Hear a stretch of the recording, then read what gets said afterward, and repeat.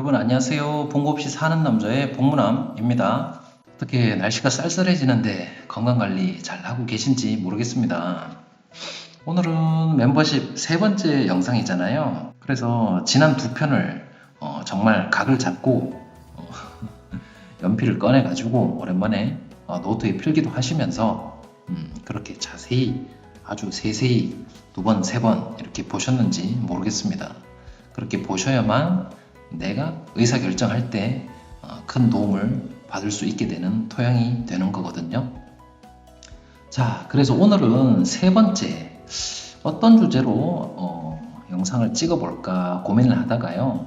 전문가들이라는 사람들이 부동산 대전망 이렇게 연말만 되면 하잖아요. 그런 것들이 시간이 지나고 나서 보면 맨날 다 틀립니다. 그렇죠? 맞지도 않아. 그것들이 왜 그렇게 틀리는지, 그래서 우리는 이 영상을 듣는 여러분은 그렇게 틀리지 않고 적절한 선택을 하려면 어떻게 해야 되는지 그 얘기를 3부 영상에 소재로 삼아서 한번 얘기를 풀어나가 보도록 하려고 합니다. 자, 어떤 전문가라는 그분들 혹은 대형 유튜버, 블로거, 그쵸, 이런 전문가로 우리가 사회적으로 칭하는 이분들의 부동산 전망은 어떤 논리 구조에 근거하고 있죠, 여러분? 한번 예를 들어 볼게요. 수급, 그쵸. 수요가 많으면 집값이 올라가고 반대로 공급이 많으면 집값이 떨어진다, 이라는 수급 논리. 그 다음에 최근에 화제가 된 금리, 그쵸, 금리. 옛날에는 우리 집값에, 전셋값에 금리가 특정 주요 변수가 아니라고 생각했었습니다. 그쵸? 왜 그럴까요, 여러분? 금리가 다 2%대였잖아요. 그죠? 그 당시에 물론 우리나라 GDP 성장률이 뭐 1.5%에서 2% 초반 구간 그 정도였고, 작황, 농산물 작황 이런 거에 따라서, 기후에 따라서 가격 변동이 큰 에너지나 식품 분야를 빼고 통상 수요에 탄력적으로 공급이 되는 공산품 기준으로는 물가 상승률이 한 3% 내외? 그렇죠. 그러니 기준금리도 그렇게 낮고 하니까 대출금리, 기준금리 베이스로 코픽스가 결정되고 거기에 대비해서 자기들의 마진을 붙여서 결정되는 은행권의 대출금리, 신규 취급액 기준의 대출금리도 그 당시에는 대부분 2%대였죠. 그죠? 물가는 3%대 성장. 그러니 봉급은, 회사에서 주는 봉급은, 연봉은 그래도 2%에서 한 5% 구간 정도 매년 상승이 되었고, 그러니 소득이 늘어나는 만큼 물가도 그 안에서 통제가 되고 대출금리도 그 안에서 노니까 금리가 집값이 오르내리는 주요 변수가 아니라고 생각했었지만, 최근 들어서 금리가, 기준금리가 이렇게 2배에서 3배 이렇게 폭등을 하니까 대출금리도 당연히 폭등을 하고, 그러다 보니까 매수 저반, 매수 수요의 크기가 많이 제한을 받으면서 집값이 전국 공통으로 화끈하게 올랐다가 화끈하게 떨어졌죠. 그죠?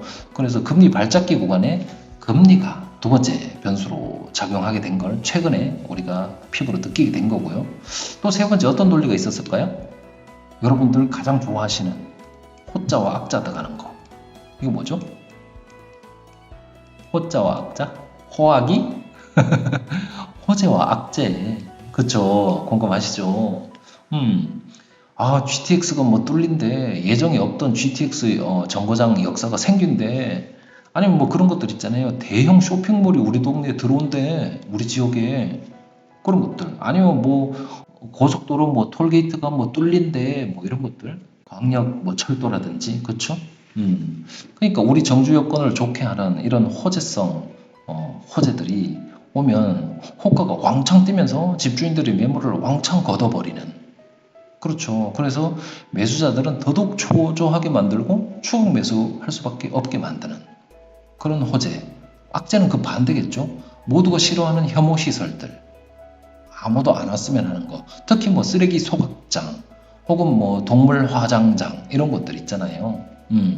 아니면 고압의 전선 전류가 흐르는 어떤 그런 전자파가 많이 나오는 그런 것들. 그런 것들이 집값에 면밀하게 반영이 되고 그렇게 한다고 우리가 생각할 수 있잖아요. 그 다음에 또 어떤 게 있어요? 정부가 규제하고 완화하는 정부의 정책들 있잖아요. 규제하고 완화하는 정부의 정책들, 그런 것들. 특히 뭐 어떤 게 있어요? 결정적으로 대출 규제. 옛날에는 DTI 60%밖에 없었는데 이제는 소득이 있는 사람한테만 돈을 빌려줄게. 부동산 상승장에 너나 나나 추격 매수를 많이 하니까, 그쵸? 부채가 늘어나니까. 소득 대비해서 DSR을 뭐 신규 도입해서 부동산 시장으로 흘러 들어가는 돈의 흐름을 꼭지를 수도꼭지를 잠궈버린다든지, 아니면 부동산 침체기는 반대로 DSR을 40%를 50%로 늘린다든지, 그렇죠. 아니면 규제지역으로 묶여있던 지역들을 규제를 완화해서 비규제지역으로 풀어준다든지, 아니면 부동산을 사고 보유하고 팔고 각 모든 단계에 대해서 각종 세율이나 그런 것들을 완화시켜 주는 것들, 그런 정부의 규제나 완화책들이 집값에 움직이는 결정 변수의 주요 요인으로 작용한다. 그 메커니즘의 주요 축이다 라고 볼 수 있는 것들이잖아요. 그죠? 그리고 또 어떤 것들이 있어요? 아까 뭐 말했듯이 금리와 연동된 건데 실물 경기 그런 것들 있잖아요. 야, 이렇게 먹고 살기 어렵고 사람들이 경기가 안 좋아서 지갑을 닫고 소비를 안 하는데 상가의 임차인들은 다 망해서 나가고, 그렇죠. 그러면 누가 더 좋은 집으로 더 많은 대출을 일으켜서 경기가 이렇게 안 좋은데 그렇게 매수 수요로 이어지겠어 라는 어떤 그런 논리들, 이런 수많은 인과관계 기반의 원인들, 이걸 원인이라고 그럴게요. 원인들이 결과로 어떠한 과정을 거쳐서 결과로 이어질 거야. 향후 1, 2년, 2, 3년에는. 이게 부동산 전망이잖아요.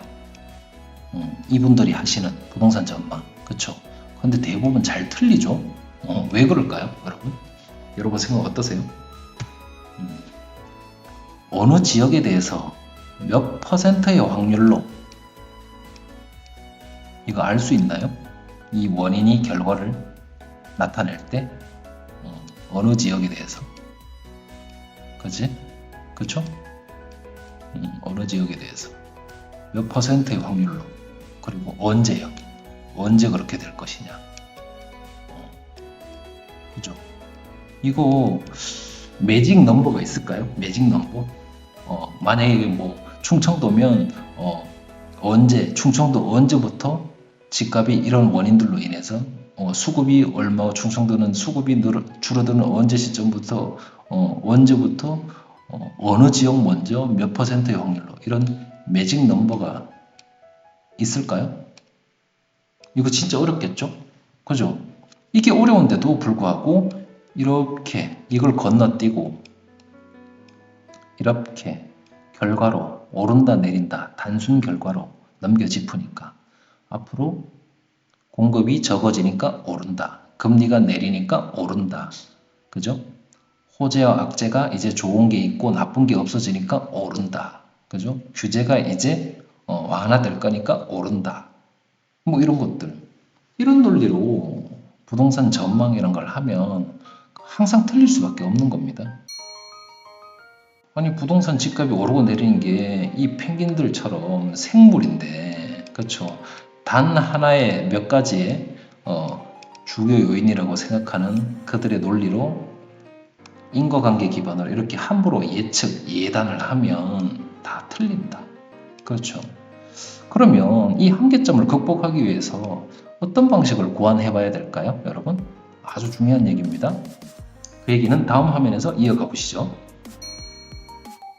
자, 보시면 그래요. 원인과 결과가 몇 %의 확률로 어느 지역에 대해서 어떻게 언제 연동될 것이냐에 대한 매직 넘버가 없으니까, 그리고 그게 있다고 한들 과거로부터 현재의 산물이고, 그쵸?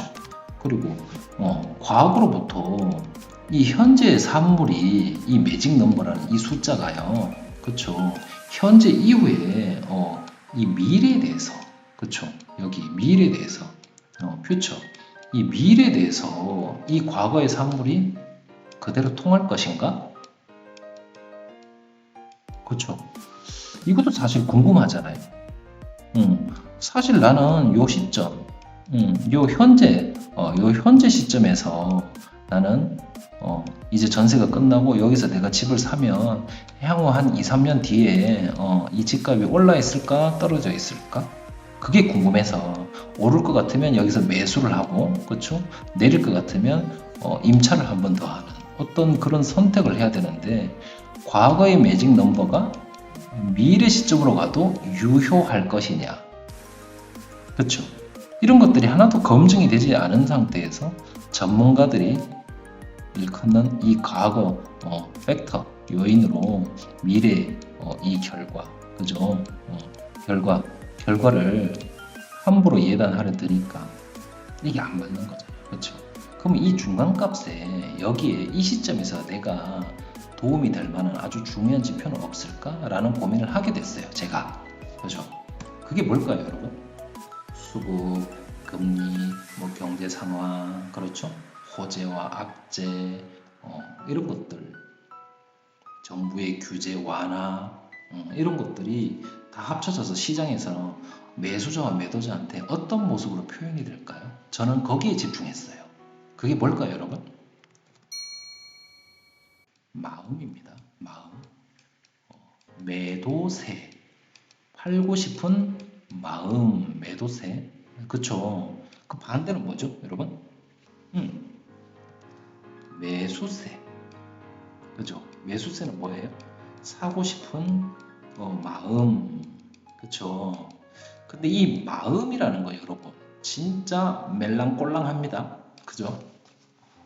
이거를 내가 느끼는 마음인가 상대방이 느끼는 마음이 계량화된 지표로 정확히 숫자화돼서 표현될 수 있을까요? 그렇게 됐다면 정말 좋을 건데.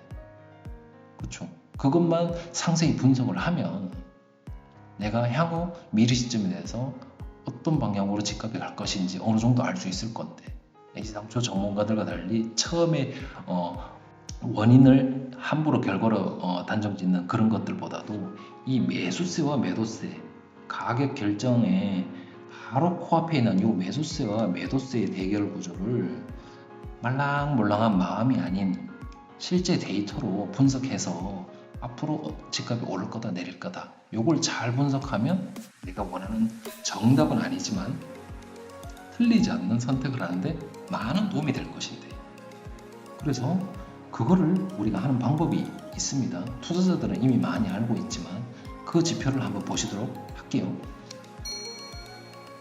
자, 여러분들이 즐겨보시는 부동산 프롭테크 앱 중에 아실이라는 사이트입니다. 거기에 가시면 여기 이렇게 심리라는 탭을 누르시면 이렇게 있잖아요. 매수세, 매도세. 그렇죠. 자세히 좀 보실까요? 보시죠. 이제 이 초록색이 집주인들의 마음입니다. 집을 팔려는 매물입니다. 매물이 많아졌죠. 엄청 많아졌죠. 이거 하락했다는 뜻이겠죠. 이 구간은. 그죠? 지금은 과거에 이렇게 또 엄청 줄어들었고 지금은 엄청 늘어나 있습니다. 그죠? 지금 하락기니까. 그죠? 반대로 집을 살려는 예비 매수자들의 마음. 내가 이쯤 하면 집을 살 거야. 사야 돼? 말아야 돼. 이런 매수자들의 마음은 숫자로 이렇게 표현됩니다. 이렇게 높았다가 그죠? 바닥에 계속 눌러붙어 있어요. 아무도 집을 안 사는 거야. 이 구간은. 그렇죠? 이 구간은. 그리고 확 올랐다가 그죠? 다 너도 나도 집을 산대요. 그 다음에 언제 그랬다는 듯 확 떨어져 또 바닥에 이렇게. 그죠? 그래서 이 매수세와 매도세가 서로 만나고 교합하는 이런 차트를 KB 부동산 지표, KB 주간 통계에서 매주 이렇게 발표를 합니다. 현장에 있는 개업 공인중개사들을 대상으로 설문조사를 해서요. 그래서 이게 현장의 분위기와 동행되는 지표들 중에서는 가장 동행 지표로 생각하시면 무리가 없습니다. 그래서 이런 대중 지표를 잘 연구를 하면 집값의 결과인 가장 결과값에 근접한 현행 지표니까 이걸 연구하면 어떤 방향이 있지 않을까 했었던 거죠. 자, 이런 제가 멤버십 가입해서 드리는 자료 중에도 이런 매수세, 매도세라는 자료가 있고요. 아까 대중지표를 볼 수 있는 대중적인 프롭테크 앱 아실이나 다른 사이트 부동산 지인 이런 데도 가시면 다 있습니다. 이런 대중지표들은 어떤 문제가 있을까요, 여러분? 내가 이걸로 그래 의사결정을 하려고 연구를 하려고 그랬는데 진짜 치명적인 문제를 발견하게 되었어요. 자, 2023년 현재 시점에서 여기 13년부터 14년 구간은 집주인들이 집을 팔려 하지 않는구나. 그죠? 매물을 걷어들이고 매도세가 70에서부터 40까지 줄어들었구나. 알 수 있습니다. 그죠? 여기는 늘어났구나. 여기는 하락했다는 구간이겠죠? 매도 팔고 하자 하는 심리가 이렇게 커져 있으니까 40에서부터 95까지 가버렸으니까 그쵸? 이 구간은 하락했던 걸 알 수 있습니다. 언제 시점에서요? 2023년 연말 이 시점에서요. 과거를 내려다보면 2015년, 16년, 17년, 18년을 내려다보면 알 수 있습니다. 똑같이 여기서는 엄청 줄었고 그쵸? 여기는 엄청난 폭등이 있었겠죠? 이 구간은 또 엄청 늘어서 유지되고 있고 그죠? 문제는 뭐냐면 여러 번 말씀드렸지만 자 이렇게 매도 매물이 15에서 그죠 75까지 이렇게 많이 올랐는데 지금 이 시점에서 2023년 연말 이 시점 아니 24년 25년으로 갈 때 향후 미래는 얘가 계속 많아질까요? 아니면 얘가 계속 횡보할까요? 지금처럼 이렇게 박스 구간에서 이렇게 횡보할까요? 아니면 화끈하게 떨어질까요? 언제처럼? 이때처럼. 이거 지금 이 시점에서 딱 요 현재 시점에서 언제까지? 가시권이 있는 미래 시점까지. 요게 어떻게 전개될 것인지 여러분 알 수 있나요? 대중적인 지표로요? 정말 어렵습니다. 그렇죠.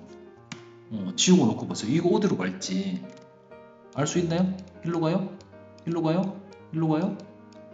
마찬가지입니다. 매수자들의 마음도 이렇게 지금 밑에 바닥을 기고 있지만 언제 올라갈지 아니면 계속 길지 그쵸? 알 수 있나요? 이거 정말 힘들다는 거예요. 대중적인 지표로는. 그래서 일반적인 전문가들이 하는 부동산 전망은 당연히 틀릴 확률이 엄청나게 높고 그보다 더 진화한 이런 현재 시점의 현장과 동행하는 이런 매도세 지표로도 오늘 이후의 미래 시점에 이 지표의 논리, 이 지표의 전개 방향이 어디로 갈지 모르기 때문에 이 시점에서 내가 집을 사야 돼? 팔아야 돼? 전세를 한 번 더 살아야 돼? 라는 어떤 그런 의사결정에 도움이 안 된다 라는 결론에 이르게 되었어요. 그러면 거기서 방법이 끝이고 거기에서 연구를 멈추면 될까요? 안 되겠죠? 그 다음 차트로 가겠습니다. 이 차트가 너무 많아서 컴퓨터가 좀 버벅거리는 거 이해해 주십시오. 그렇게 해서 보완해낸 차트가 바로 여러분이 보고 계시는 이 차트입니다. 이거요. 자세히 보시면 아까랑 좀 다릅니다. 대중지표와는 달리 그렇죠? 선들이 많이 보입니다. 그죠? 물론 요거는 충북의 대표 도시들의 집값을 나타내는 거고요. 그래서 요거는 보시지 말더라도 일단은 요 매수세 우위 분석에서 세 개의 선이 있습니다. 좀 더 자세히 보실까요? 세 개의 선이 보이시죠? 그쵸? 여기 까만 선, 그쵸? 까만 선, 여기 빨간 선, 그리고 파란 선, 그쵸? 그래서 까만 선은 민감선이고 빨간 선은 보통의 민감도입니다. 그리고 파란 선은 가장 둔감한 선이고요. 그래서 이걸 보시면 어때요, 여러분? 어떤 파도가 보이세요? 밀물, 썰물, 밀물, 썰물 보이시죠? 파도가 이렇게 출렁출렁 하는 게 보이시죠? 그쵸? 그래서 이럴 때 집을 사면, 이럴 때 집을 사면, 그리고 이럴 때 집을 팔면, 이럴 때 집을 팔면, 그리고 여기선 기다렸다가 어느 시점에 집을 사면 추세를 도입하면 이런 계량된 매수 우위 분석이라는 대중 지표가 아닌 이런 계량 지표로 추세를 분석하면 이 사이클의 너울에 올라타실 수 있는 기회를 가지시게 된다라는 얘기입니다.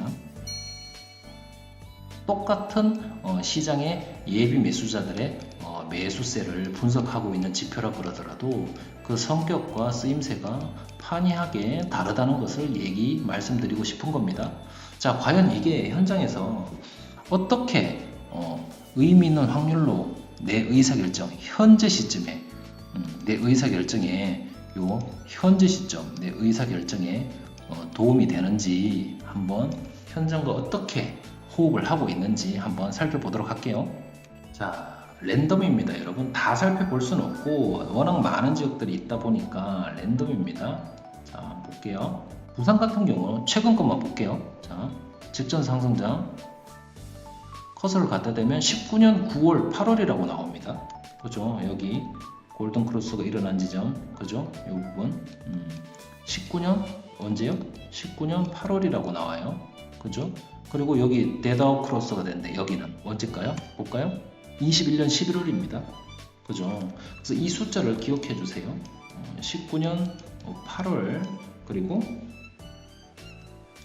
21년 11월 그죠? 이 두 숫자가 과연 해수동으로 건너가고서 이 두 숫자가 진짜 실제 단지들과 의미가 있는지 이 추세를 이 파도의 사이클을 너울을 타는 이 변곡점 그렇죠. 이런 변곡점에서 실제 단지가 어떻게 호흡하는지 실제 검증을 한번 해보시자고요. 19년 8월, 21년 11월입니다. 부산으로 가시죠.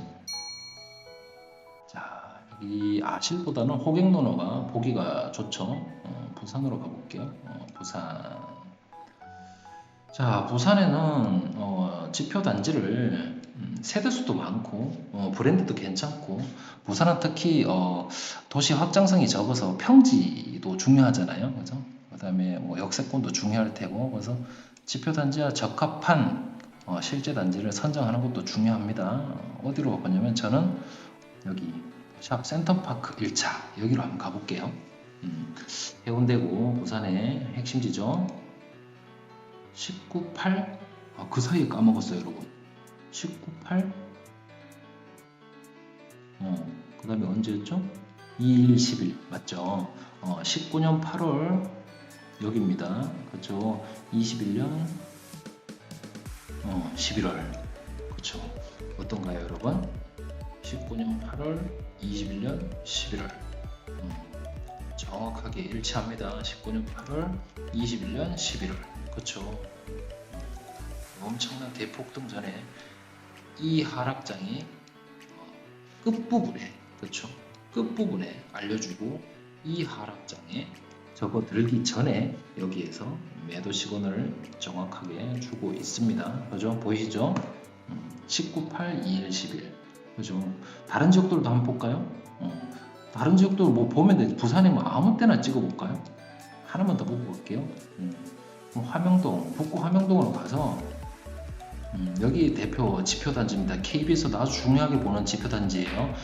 단일 세대가 부산에서 엄청 큰 5천 세대 육박하는 단지입니다. 볼게요. 19.8, 21, 11, 19.8 여기죠. 뭐죠? 21, 11 여기죠. 그죠?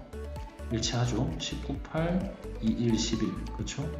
이 하락장에 끝무렵 그리고 이 하락장이 시작되기 전에 여기에서 그쵸 정확하죠. 자 부산은 이렇게 됐고 다른 지역도 볼게요. 인천 가볼까요? 인천 네 커서를 대보면 19.8 똑같습니다. 그리고 21년 9월 19.8 219 인천이 여기에서 골든 크로스가 19.8 여기에서 데드가 219입니다. 그죠? 숫자를 좀 기억해 주세요. 자꾸 까먹어. 19.8 219 여기도 사이클의 너울의 변곡점에서 이렇게 다 알려주는 겁니다. 그죠? 19.8 219로 가볼게요. 인천 인천은 뭐 핵심 단지가 핵심 지역이 연수구죠. 송도로 가볼게요.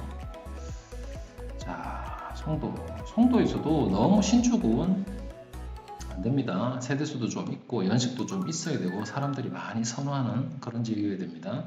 브랜드도 좀 있어야 되고 여기 풍림 109 쪽 이런데 풍림 이런 쪽으로 가볼게요. 세대가 좀 있는 걸로 거래가 좀 많은 것들로 그렇게 지표 단지를 선정해서 보시면 됩니다. 19, 8, 219 그쵸 219 이렇습니다. 좀 크게 볼까요?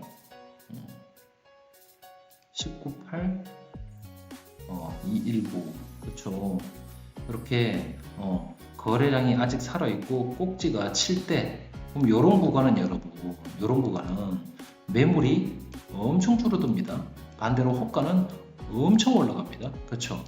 아직 매수세가 살아있는 이런 구간, 꼭지를 찍고 내려옴이 확인되지 않은 구간, 이런 구간에서 전부 다 인앤아웃 시점을 다 주고 있는다는 겁니다. 그렇죠? 여기서부터 이렇게 떨어지는데 이 지점이 아니라 요 지점에서 그렇죠? 하락장의 끝 지점에서 인신호를 주고 이 하락장이 시작되기 전에 매수세가 살아있는 요 시점에서 아웃 신호를 주고 있다는 겁니다. 매물은 줄어들고 호가가 엄청 살아있을 때 이게 엄청 중요한 겁니다. 실제 매매에서는 그렇죠? 매우 중요한 겁니다. 또 다른 지역 가볼까요?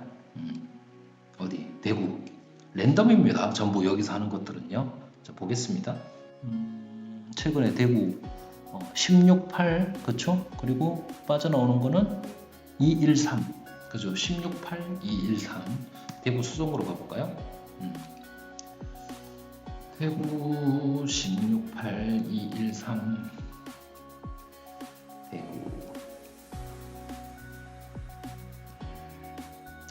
대구 수성구에는 뭐 이렇게 더 이상 땅을 지을 데가 없어갖고 지표단지로 정합한 대단지 이런 것들을 잘 선정하기 까다롭거든요.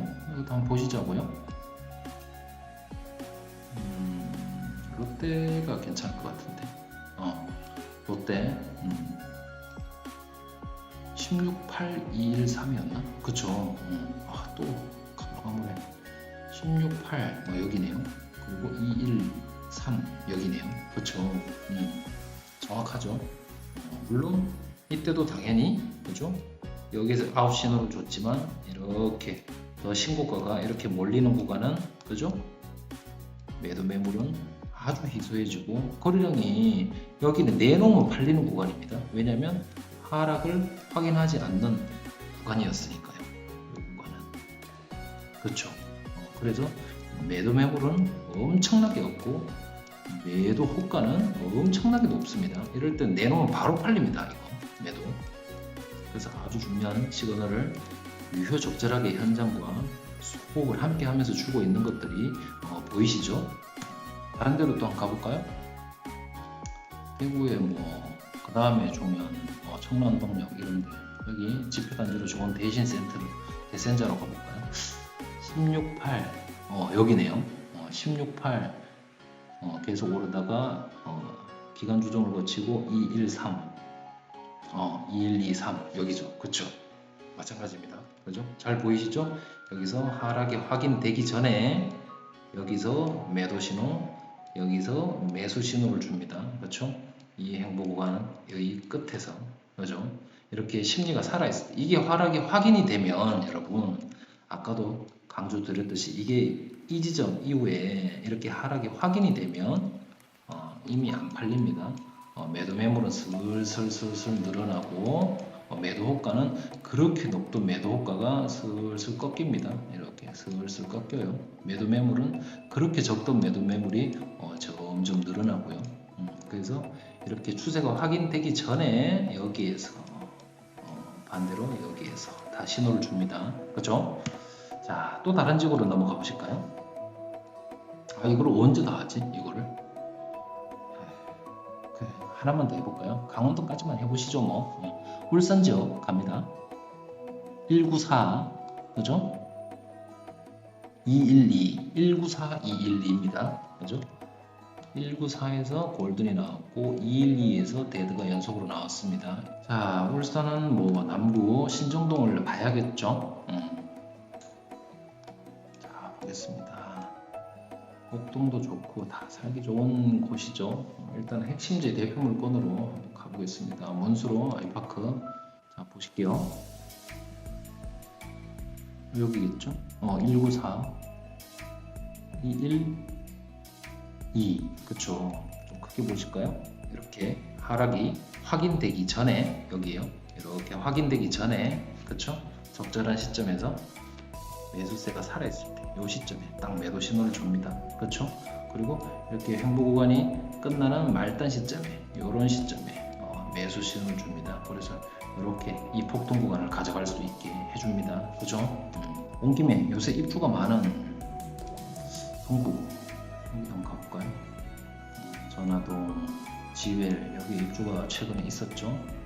이런 것들은 보시면 안 되세요. 그죠? 너무 최근 거잖아요. 그죠? 이걸로 지표를 판단할 수는 없으니까 그 밑에 인기 있는 지역들 전화동 이런데 가볼까요? 현대홈타운 194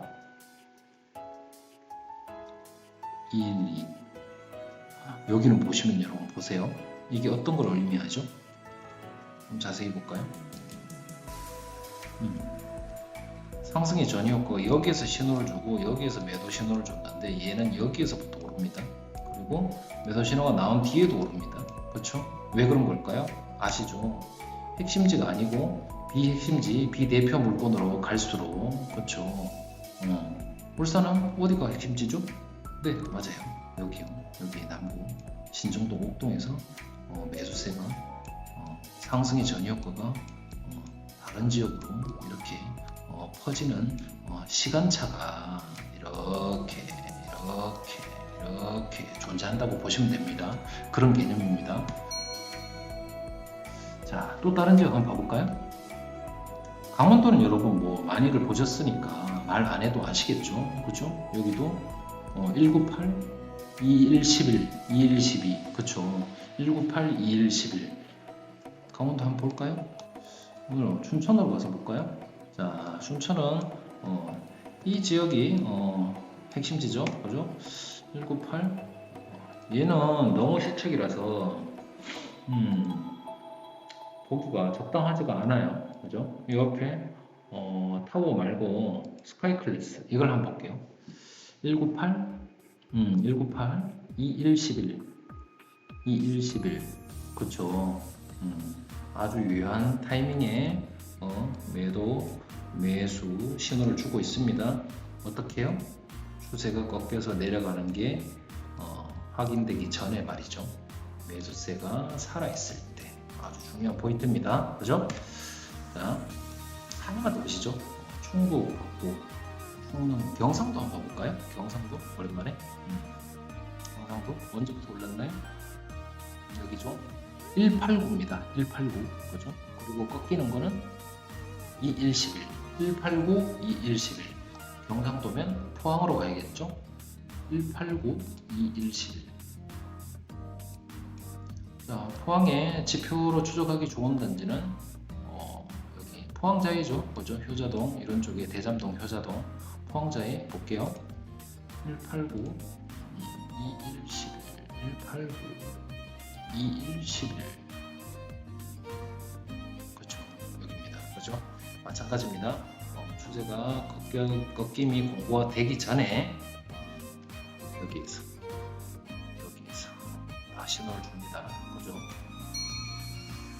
자, 그래서 여러분 오늘은 기존에 여러분들이 옳다고 믿고 계시던 전문가, 대형 유튜버, 대형 블로거들 그들이 하는 내년도 몇 년도 부동산 전망 이런 것들이 그들의 의견은 인과관계 기반으로 예측과 예단을 해서 과거에 이랬으니 앞으로도 그럴 것이다 라는 논조로 예측과 예단을 통한 부동산 전망을 하는데 그것들이 맞을 수가 없는 이유, 자주 틀릴 수밖에 없는 이유를 각종 계량된 대중지표가 아닌 계량 지표를 통해서 그럴 수밖에 없는 이유. 그래서 저는 그것을 극복하기 위해서 어떠어떠한 논리로 매수세와 매도세로 표현되는 시장 플레이어들의 마음, 사람들의 마음이 숫자로 어떻게 표현되고 그 대중지표가 어떤 한계점을 가지고 있고 그것들을 보완하기 위해서는 추세라는 개념을 도입해서 향후 시점에 대한 예측, 예견, 예단이 아니라 계산이 가능한 범주 내에서 현 시점에서 합리적인 의사결정을 하는데 필요한 계량 지표를 실제 현장과 더불어서 어떻게 호흡하고 있는지, 실제 내가 어떤 도움을 앞으로도 받을 수 있는지에 대해서 매수세, 매도세, 사람의 마음이라는 입장에서 분석해보는 시간을 가져봤습니다. 어떻게 도움 되셨는지 모르겠습니다. 아주 신박한 방법이거든요. 물론 이 방법을 다 안다고 실제 내가 집을 사고 팔고 액션하는 거는 별도입니다. 그렇죠? 그래서 마인드셋이 함께 보조를 맞춰서 항상 배양이 되어 있어야 된다는 뜻이겠죠. 자, 그래서 오늘 영상이 여러분들에게 기존에 알고 있던 관념, 관습, 뭐랄까요? 당연한 것들이 어떻게 검증이 되고 어떤 결과값으로 이어졌는지에 대해서 자기만의 생각의 틀을 깰 수 있는 전환의 계기가 되었으면 합니다. 또 생각 확장의 계기가 되었으면 하기도 하고요. 자, 오늘 영상 이것으로 마무리하고요. 다음에 더 좋은 영상으로 찾아뵐 수 있도록 하겠습니다. 스킵하지 마시고 2번, 3번 적어가면서 반드시 복습도 하시고요. 그렇게 하시면 반드시 도움이 되실 겁니다. 그 인고의 시간 어디 휘발성이 있게 어디로 안 날아갑니다, 여러분. 네, 믿으시고요. 감사합니다. 다음에 더 좋은 영상으로 찾아뵐 수 있도록 하겠습니다. 안녕.